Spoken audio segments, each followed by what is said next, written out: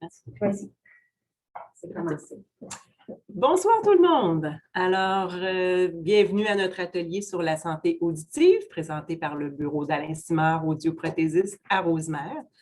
Donc, tout d'abord, je prends une minute pour remercier la Ville de Rosemère et l'Association des gens d'affaires de Rosemère pour nous permettre cette belle opportunité d'une belle visibilité qui nous est offerte ce soir. Alors, merci beaucoup.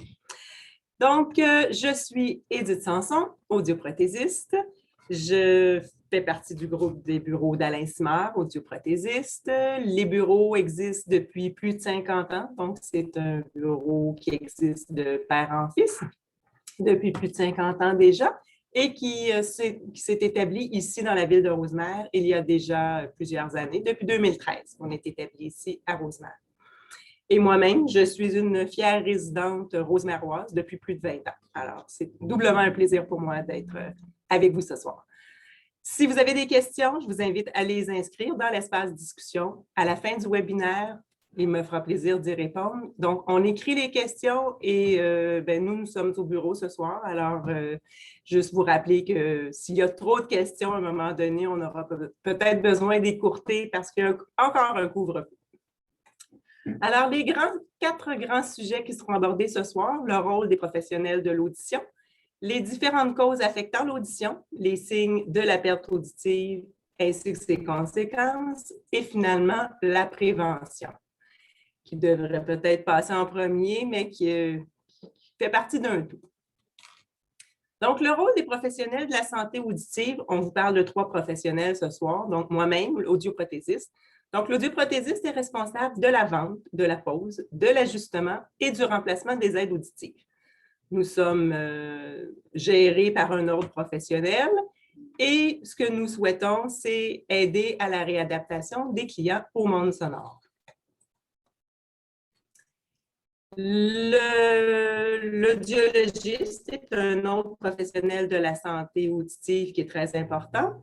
Donc, c'est celui qui évalue les troubles de l'audition. Donc, c'est la personne qui a fait des études poussées pour faire des tests d'audition, donc des audiogrammes, des évaluations d'acouphènes et également des évaluations de vertige.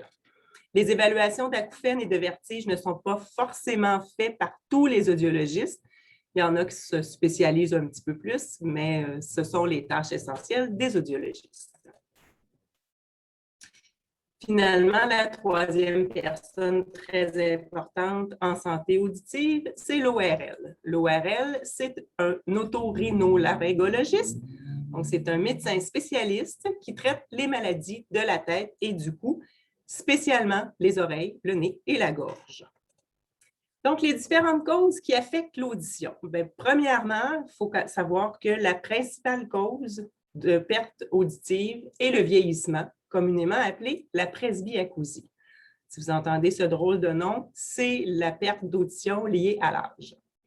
La deuxième cause la plus fréquente est l'exposition professionnelle au bruit. Donc, les gens qui travaillent dans le bruit et qui ne protègent pas bien leurs oreilles peuvent avoir une perte auditive associée à leur milieu de travail. Finalement, il y a encore plusieurs autres causes possibles, soit par exemple des accidents ou des traumatismes crâniens. Les médicaments ototoxiques peuvent être responsables aussi de perte d'audition. Quand on parle de médicaments ototoxiques, en principe, on parle plus souvent qu'autrement de médicaments contre des cancers, contre certains cancers. Je ne sais pas à l'heure actuelle s'il y a d'autres médicaments qui affectent l'audition, mais en général, on parlait des médicaments contre le cancer.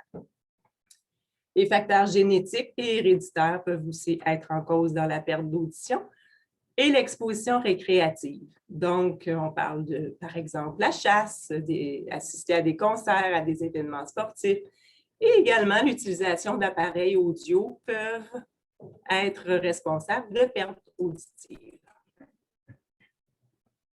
Quels sont les signes maintenant de la perte d'audition? Vous connaissez probablement quelqu'un dans votre entourage qui fait répéter et ou qui met le volume de la télévision plus fort que ce qui peut être confortable pour les autres. Une personne qui a de la difficulté à comprendre au téléphone, qui fait beaucoup répéter au téléphone, qui a des difficultés à comprendre ou à suivre les conversations dans le bruit. Ou encore, un autre signe qui est quand même assez fréquent, c'est une personne qui ne perçoit plus certains sons, comme par exemple des chants d'oiseaux. Dans certains cas, j'entends des grands-parents dire que, oups, ils n'entendent pas bien la voix de leurs petits-enfants. Ce sont des signes aussi de la perte auditive. Il y a également des difficultés à comprendre la parole si on ne voit pas le visage de son locuteur, donc quelqu'un qui est derrière nous ou un petit peu plus éloigné dont on ne voit pas le visage. Si on le fait répéter constamment, c'est un autre signe de la perte auditive. Les gens qui se plaignent que leur locuteur parle trop vite ou qu'il marmonne, on peut suspecter peut-être aussi un petit problème là.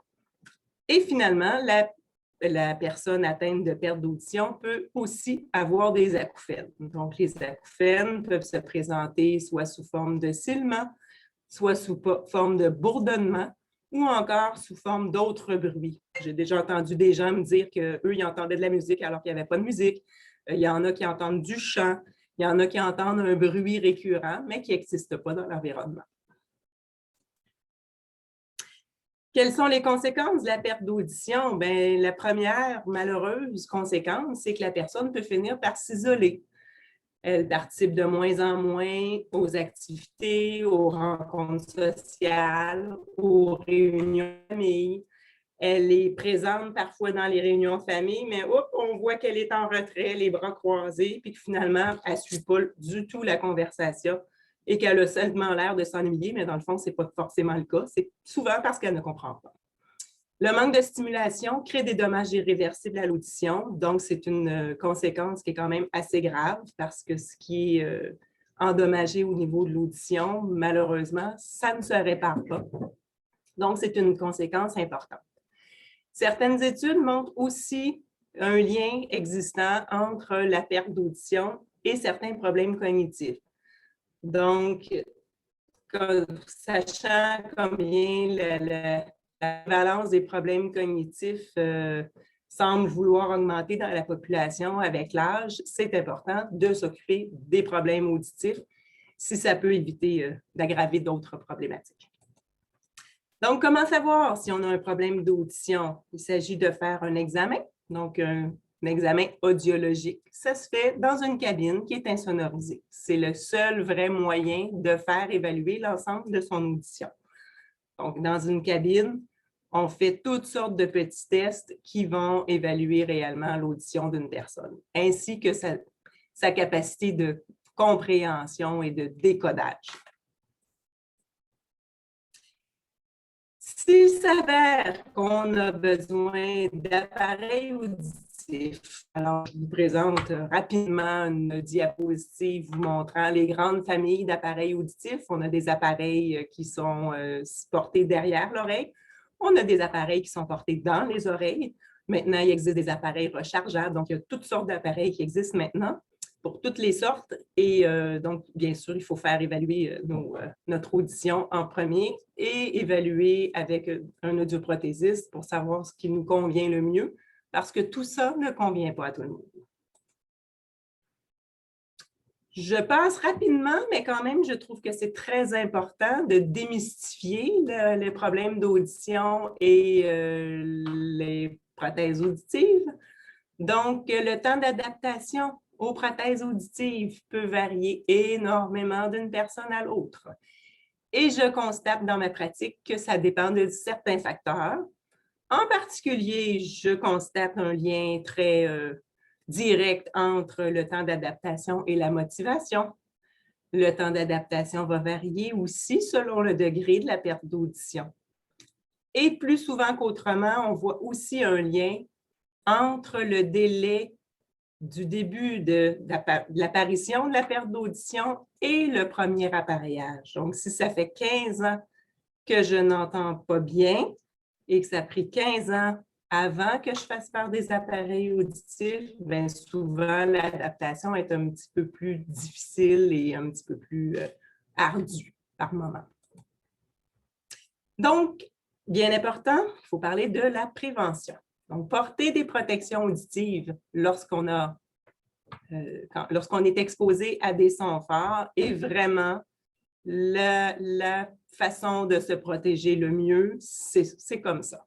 Donc, si on est exposé à des sons forts, on porte des protections auditives et, si possible, on limite le temps d'exposition aux sons forts.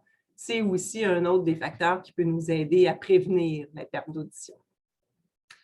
Par ailleurs, écouter de la musique sous écouteurs sur de très longues durées peut être assez nocif pour les oreilles aussi. On le voit de plus en plus fréquemment.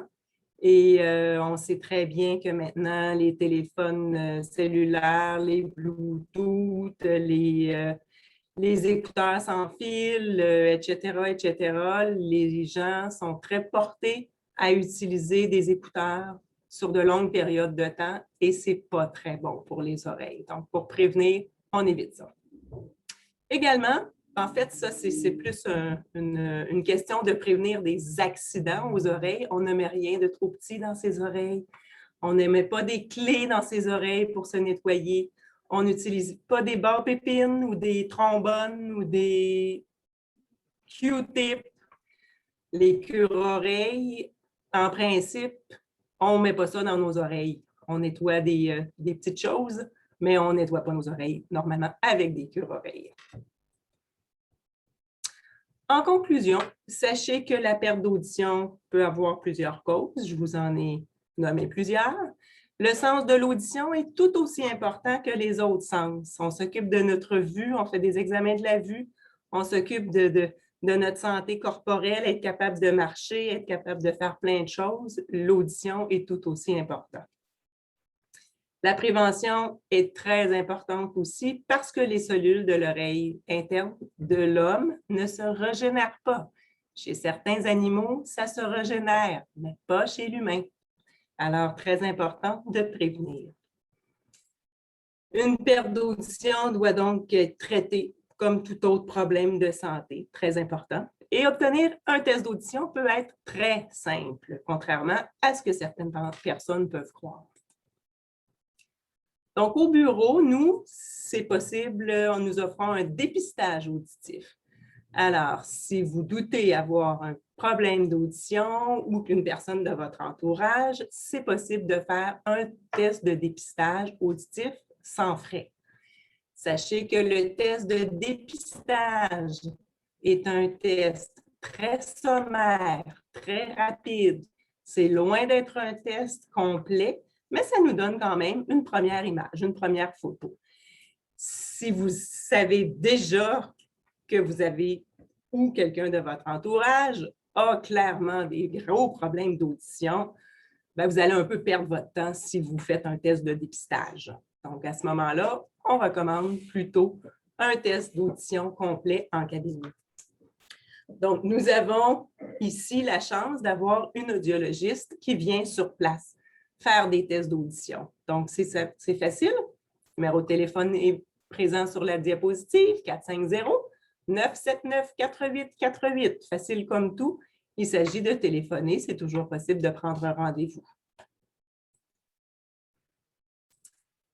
Nous sommes également ici au bureau complètement expérimentés à traiter les dossiers, que ce soit pour la Régie de l'assurance maladie du Québec, que ce soit pour la CNESST,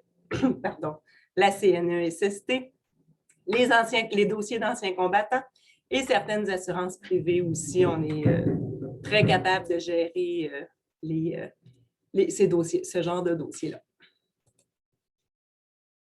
Alors voilà, je vous remercie de votre attention. J'espère vous en avoir appris davantage sur la santé auditive. Au plaisir de vous rencontrer à notre clinique.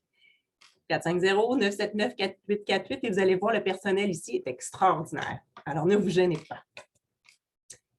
C'est maintenant le temps de répondre à vos questions, s'il y a des questions. Alors, on les écrit, bien sûr, parce qu'on ne peut pas les prendre verbalement.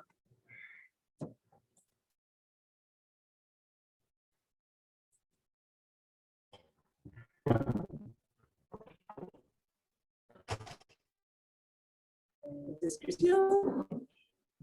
Je ne suis pas très bonne, non? Alors, moi, avec l'informatique, ici, s'il y a des messages, des questions. Oui, on vous laisse le temps d'écrire, bien sûr. Je vais prendre une petite gorgée d'eau en attendant.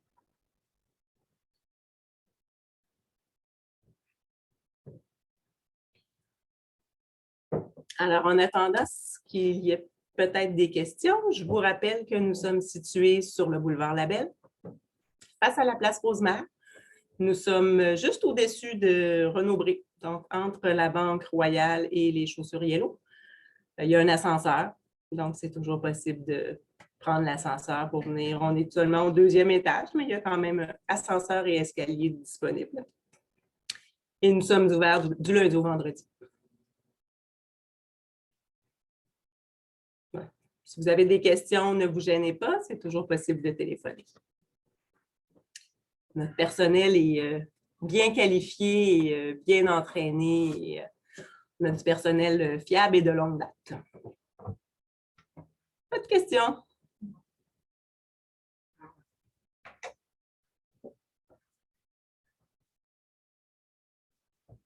Alors, j'espère que ça n'a pas été trop vite. On va vous laisser encore 1 ou 2 minutes. S'il y en a qui ont des commentaires, vous pouvez aussi les faire. Ce n'est pas obligé d'être une question. C'est un commentaire. C'est toujours possible d'écrire un commentaire.